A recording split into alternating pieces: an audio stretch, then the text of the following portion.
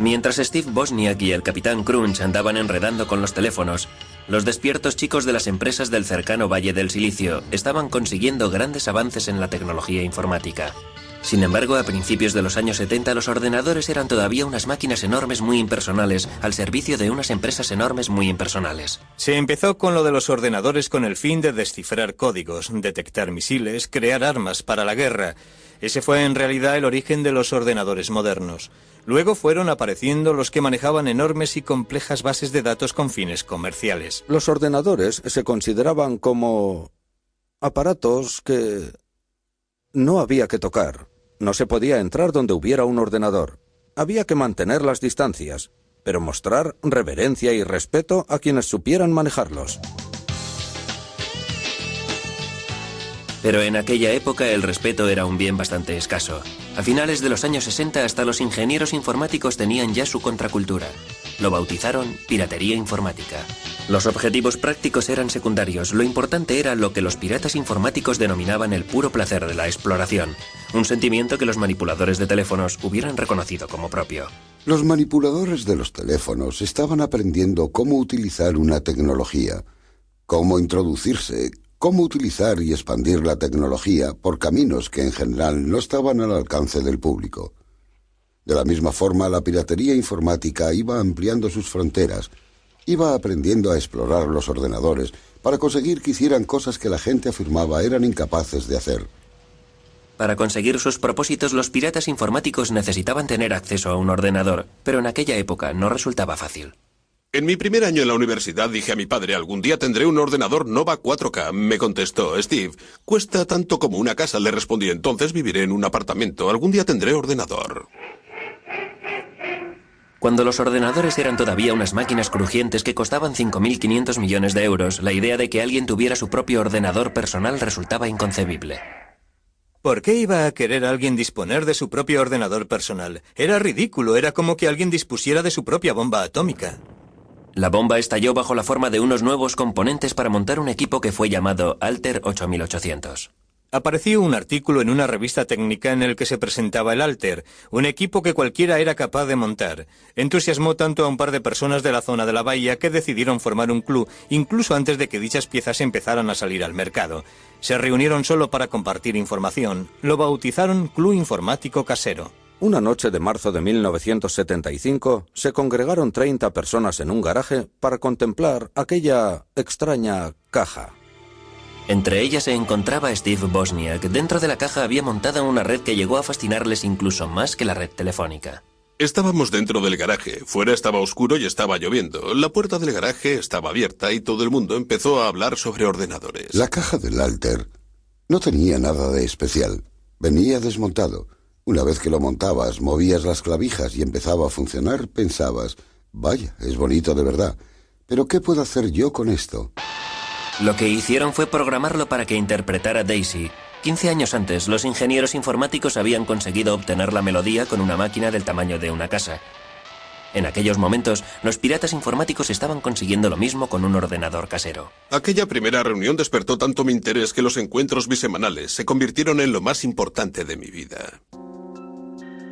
Al club casero enseguida se le quedó pequeño el garaje. La piratería informática estaba ganando terreno. Alguien se levantaba y preguntaba, ¿tengo este problema? ¿Sabe alguien resolverlo? O, ¿recordáis que se mencionó este problema en el club hace 2 semanas? Ya tengo la solución.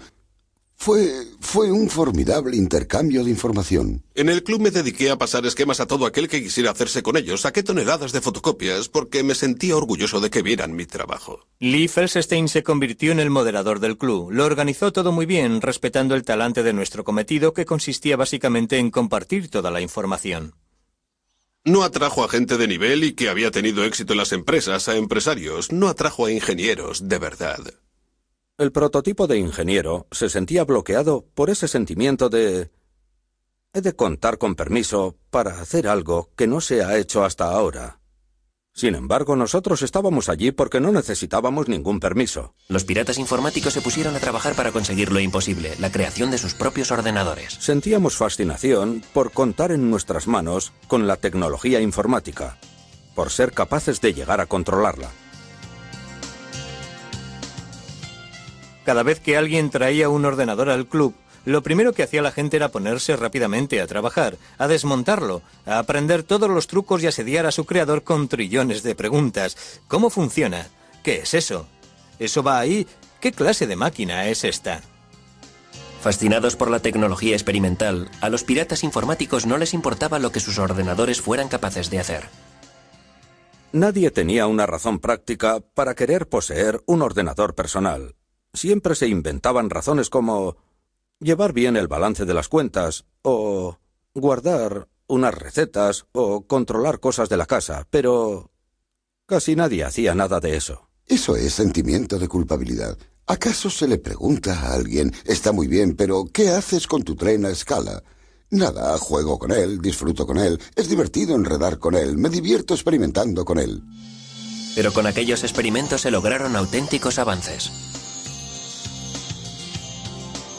Empecé a darle vueltas a las cosas en mi cabeza y creé un pequeño truco que consistía en que si tenía unos pocos datos y los encerraba en un círculo, resultaba, por extraño que parezca, que si los sincronizaba bien, en la pantalla aparecían colores, como si se tratara de una televisión en color.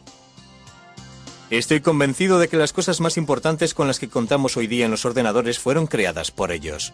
Los miembros del club lograron que los ordenadores hicieran cosas impensables. Crearon juegos y música con ellos, crearon gráficos y programas de dibujo. En el club, la piratería estaba viviendo su época dorada. Steve Wozniak trabajaba día y noche en su garaje con el fin de crear un ordenador perfecto. Yo creo que Woz fue el pirata informático más grande de todos. Era capaz de diseñar hardware, era capaz de diseñar software a partir de un lápiz y papel y hacer que funcionara. Todos los que echaban un vistazo a los circuitos que yo hacía decían, vaya, este individuo no se limita a hacer lo que enseñan ahí fuera. Él era capaz de hacer cosas que los demás no hacían, de establecer conexiones que los demás no hacían. Lo que me gustaba de los piratas informáticos es que tenían una forma distinta, una mejor forma de ver aquel mundo que les permitía establecer todo tipo de conexiones. Los piratas informáticos experimentaban con cualquier hardware o software al que podían tener acceso aunque no fuera suyo. Sin embargo, no todo el mundo tenía la idea de compartir. En 1976, el Club Casero recibió una carta hiriente de otro pionero informático. La mayoría de los aficionados a la informática han de ser conscientes de que se apropian de software que no es suyo. ¿A quién le importa si se paga o no a la gente que trabaja en ello? Lo que hacen es robar. En el que después se convertiría en un momento clave en la historia de la industria informática, Bill Gates escribió una carta desairada a los miembros del club en la que decía: «Un momento, yo escribí esto por dinero, no podéis distribuirlo, no es gratis, es trabajo».